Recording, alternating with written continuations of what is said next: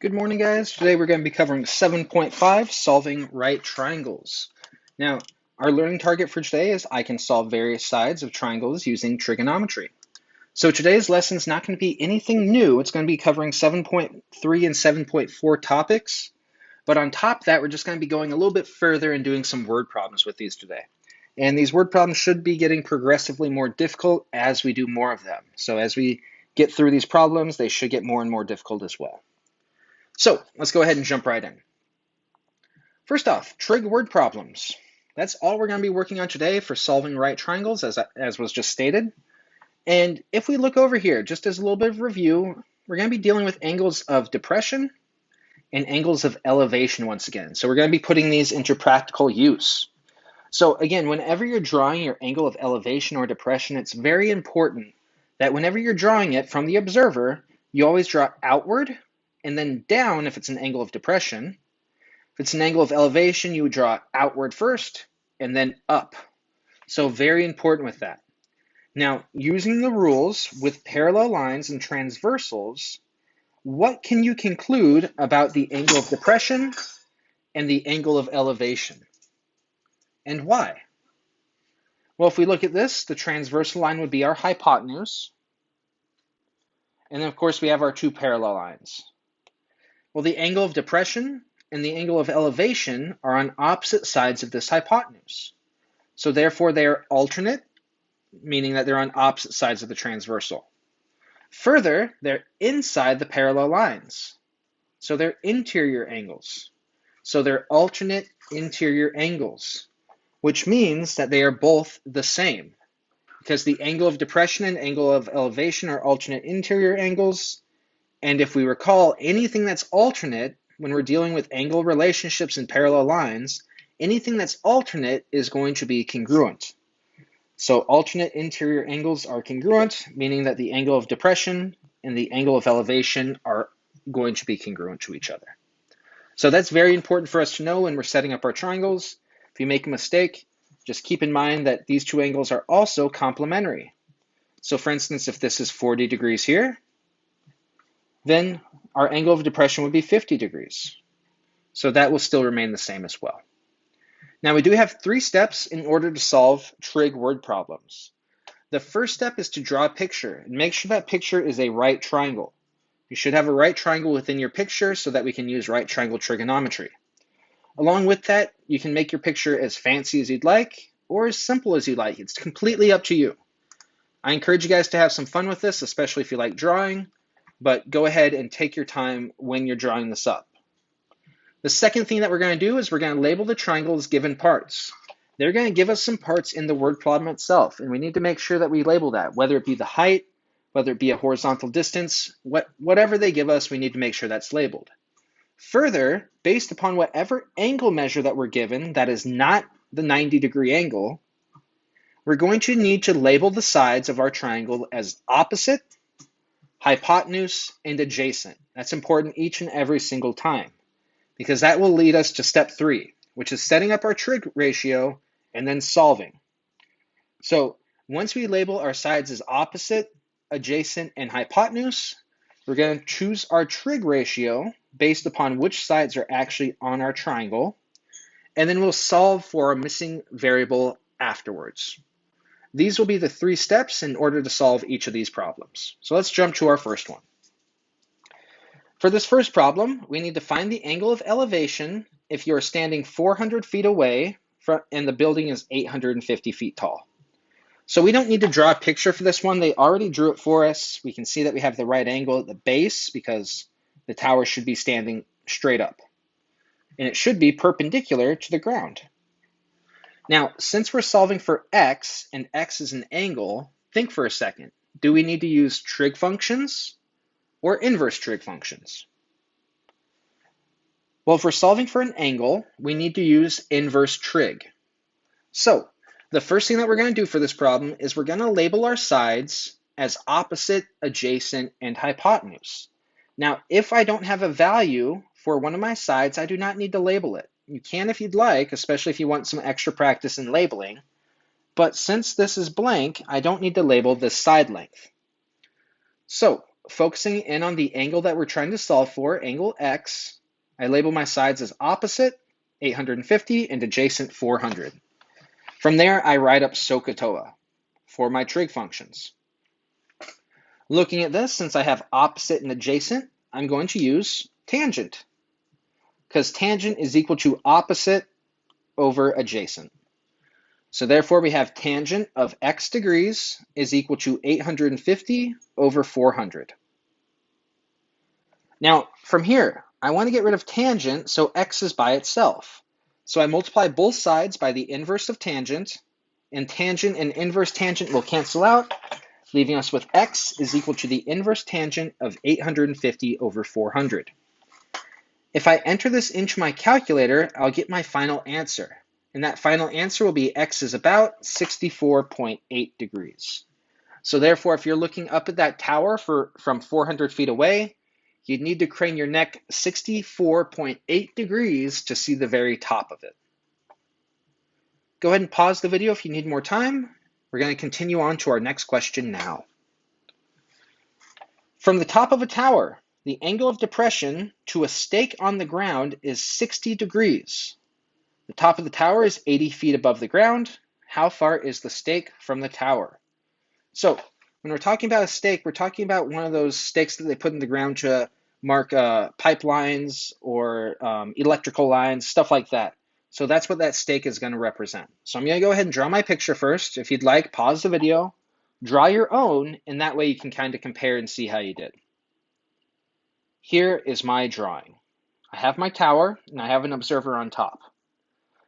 The observer is looking at the stake, and we don't know how far away that stake is, so we label it as X. Further, the building is 80 feet tall, so therefore the observer is standing at 80 feet above the ground. On top of that, we have an angle of depression, so from my observer, I draw outward and then down. I can label that angle of depression as 60 degrees. Again, we're looking for X, the distance from the stake to the building, and the height of the building is 80 feet, so I can label this side length as 80 feet for my triangle, because that'll be the same height as the building itself. From here, focusing in on 60 degrees, I want to label my sides. The side opposite of 60 degrees is 80, and the adjacent side is X. Our hypotenuse is blank, so I'm not going to go ahead and label that. I don't need to, but you can if you'd like. The only sides that have values here are our opposite side and our adjacent side, so we're going to use the trig function that has opposite and adjacent being tangent. So therefore, we can write out our trig function as tangent of 60 degrees is equal to opposite 80 over adjacent X. From here, we want to solve for X. The only way that I can get rid of my denominator is by multiplying both sides of my equation by X. That'll leave us with X times tangent of 60 degrees equals 80. From here, to get X by itself, I divide both sides by tangent of 60 degrees, leaving us with X is equal to 80 divided by tangent of 60.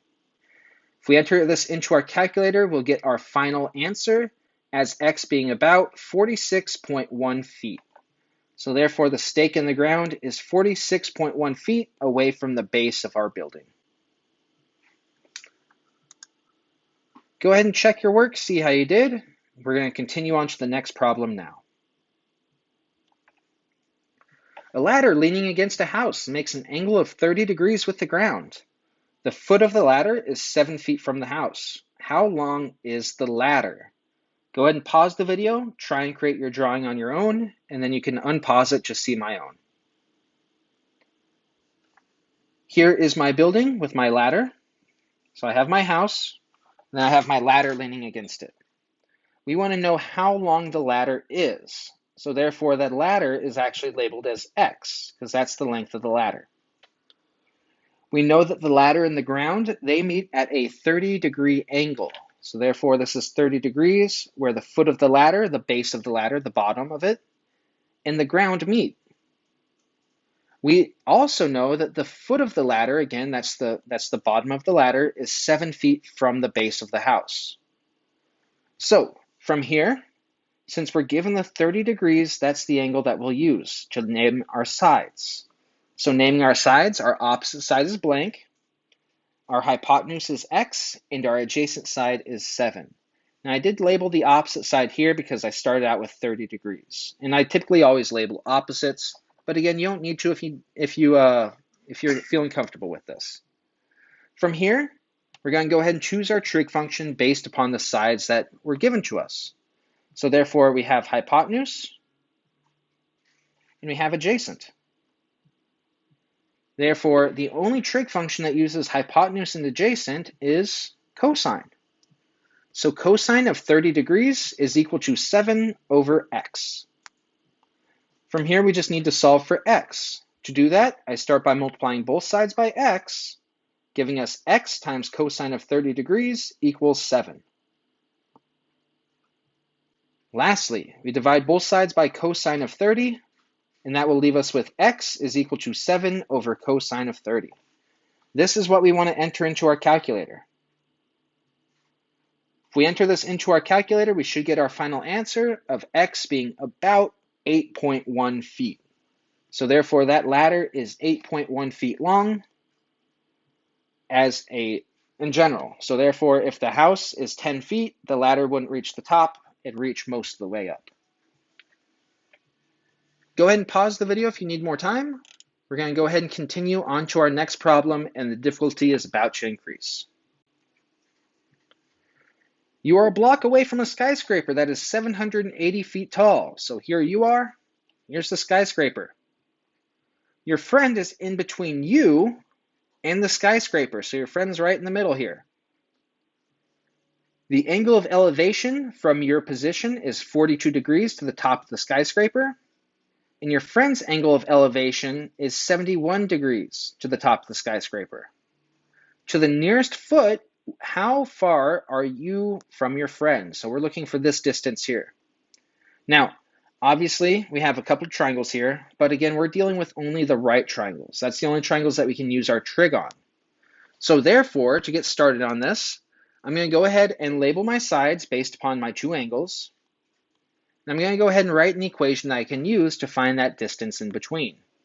So if I find my distance, your distance between yourself and the skyscraper, and then I were to find your friend's distance between them and the skyscraper, and I subtracted your friend's distance from your distance, I would have the distance in between. So therefore, the distance between is your distance minus your friend's distance. Now, if I label up my triangle, I can see for 42 degrees, the side opposite is 780. And my adjacent, well, I'll just call that x. That's your distance from the skyscraper. For your friend, their opposite is also 780, and their adjacent is y. Y is, again, your friend's distance to the skyscraper. So that's what we need to solve for. We need to solve for your distance and then your friend's distance, and from there we can find that distance between. So looking at this, for both of these angles, we have opposite and adjacent for our side lengths. So we're going to be using tangent for both. Starting with you, we're going to start with your trig function first. We're going to have tangent of 42 degrees is equal to 780 over x. From here, we want to solve for x. So I start by multiplying both sides by x, giving us x times tangent of 42 equals 780. From here, I can divide both sides by tangent of 42 to give me x is equal to 780 divided by tangent of 42. And if you enter this into your calculator, you're left with 866.3 feet. So therefore, the distance between you and the skyscraper is 866.3 feet. Next, we're going to do the same thing with your friend. So for your friend, again, they have tangent as well. So it's tangent of 71 degrees equals 780 over y. Again, this time we're solving for y. Y is the distance between your friend and the skyscraper. So to solve for y, the first thing I must do, since it looks very similar to our last equation, is I'm going to multiply both sides by y, giving me y times tangent of 71 equals 780. From here, I divide both sides by tangent of 71 to give me y is equal to 780 over tangent of 71. This is what you want to enter into your calculator. Entering that into our calculator will give us the distance between your friend and the skyscraper as being 286.6 feet. Now we have your distance to the skyscraper and your friend's distance. So if we subtract your friend's distance from your distance, we'll have the distance between you and your friend. So we'll call that distance z. So z is equal to 866.3 minus 286.6, giving us our final answer of 597.7.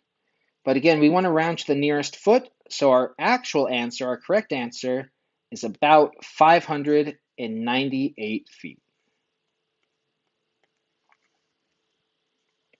All right, so at times you'll have the simple trig problems where you just need to solve for one. Sometimes you'll need to solve for two different ones and subtract in between. And sometimes you'll need to add lines to your drawing to create right triangles.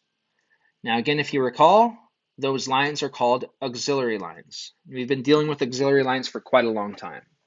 So sometimes we'll need to draw auxiliary lines in order to solve these problems, such as this problem here. Find the distance of BC. So segment BC is right here. We're going to try and find the distance of that segment. Now, we could pretend that BC is where they're going to be building a bridge across this lake, and we need to find out the distance of that in order to find out how much material we need to build the bridge. So, looking at this, this is not a right triangle. I cannot use right triangle trig here. But there is a little hint. It says add the altitude from vertex B. So I'm going to draw an auxiliary line for that altitude. And if we recall, an altitude goes from a vertex and intersects the opposite side at 90 degrees. So here's my altitude here. I'm going to call my altitude a length of y. Now that full angle used to be 110 degrees, but it's now split between two separate angles. And the way that I got these angles is because I now have 90 degrees on either side here, meaning that I have a right triangle over here. And I know that the sum of all these angles in my right triangle needs to be 180 degrees. So 90 plus 42 gives me 138. 132. 90 plus 42 gives me 132. And 180 minus 132 gives me 48 degrees. So this top part is 48 degrees. If I subtract 48 degrees from the full 110 degrees, that gives me the other side as being 62 degrees. And I know 48 plus 62 will give me 110.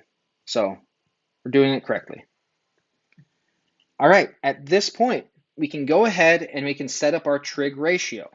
Now I'm going to use the 42 degrees in order to solve for this smaller triangle up top. So focusing on 42 degrees, I'm going to label my triangle. The side opposite is y. My hypotenuse is 250, and I don't have an adjacent, so I'm not going to label it. With opposite and hypotenuse, the only trig function that we have is sine. Sine of 42 degrees is equal to opposite y over hypotenuse 250. From here, I'm going to go ahead and solve for y. I can do that by multiplying both sides by 250, giving me y is equal to 250 times sine of 42. If you enter this into your calculator, you'll have y. So y is about 167.3 feet. Now that we have y, we have a side length in this triangle on the bottom here. And if I have at least one side length of a right triangle and one angle, then I can solve for another missing side length. So I can go ahead and solve for BC now. I'm going to go ahead and call BC X, and I'm going to label this this larger triangle on bottom here. I'm going to label that starting with 62 degrees. So circling 62, that's the only other angle that I have here.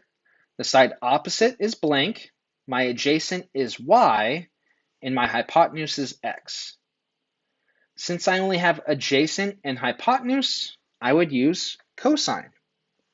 So cosine of 62 degrees is equal to y over x. We know what y is equal to though. Y is 167.3. So I'm going to take that value, I'm going to plug it in for y. This will give me cosine of 62 is equal to 167.3 over x. From here we can solve for x. I multiply both sides by x, giving me x cosine of 62 degrees equals 167.3. And again, this is just a number here. You can enter it into your calculator and check. It's just a number. I divide both sides by that number of cosine of 62 degrees.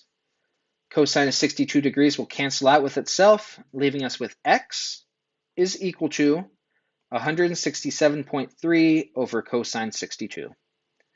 If you enter this into your calculator, you'll get your final answer as x, the distance between B and C, those 2 points, being 356.3 feet. And that is our final answer. If you have any questions on this, please let me know. Please send me a quick email and I'll be glad to answer those for you. Thank you guys so much for watching today. If you have any questions, just feel free to reach out.